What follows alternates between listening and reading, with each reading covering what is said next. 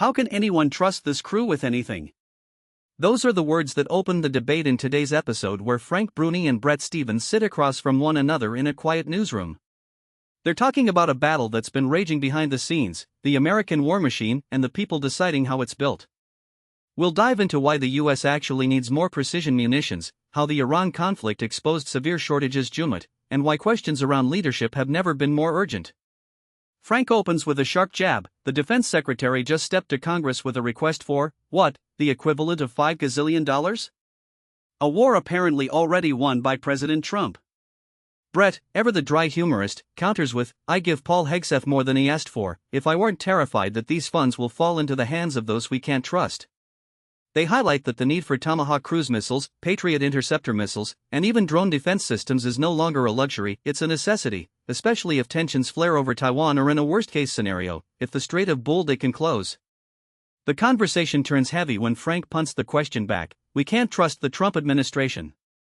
Their warships are as much about ego as about future warfare. Bret acknowledges that the problem is real. Budget decisions, he says, aren't simply the chef's recipe for today, they're a legacy the next president will have to evaluate when defending the US and its allies.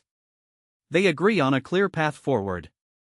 First, ballistic missile defense must become a priority given the rise of Russian and Iranian missile salvos. Second, unmanned weapons systems should be fielded at scale to counter cheap drone threats. Third, the aging B-52 and B-1 bomber fleets should be replaced by the stealth B-21, which is already taking to the skies for test flights. All of these moves, Bret notes, require steadfast oversight that aligns the great national security agenda with trustworthy leaders. The Times has already published a highly detailed editorial series this December, a warning that matches what Frank and Bret are saying now. The big takeaway? A Pentagon that funds the right hardware but fails to hold its leaders accountable could end up building a future that no one can protect. We've spent 10 minutes unpacking the real stakes of defense spending.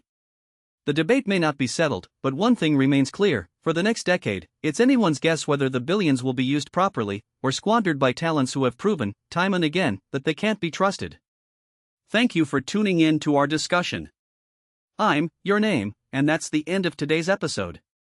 Until next time, stay curious and stay vigilant.